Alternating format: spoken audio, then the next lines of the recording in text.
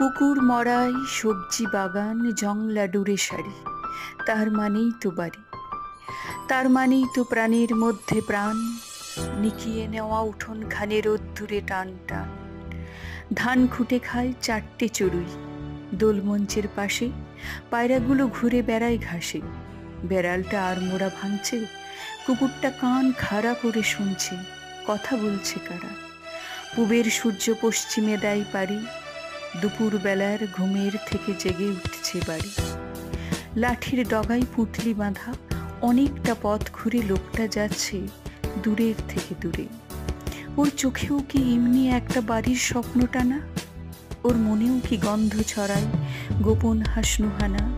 ও বড় বউ, ডাকো ওকে ডাকো, ওই যে লোকটা পার হয়ে যায় কাঁসাই নদীর বাঁকে।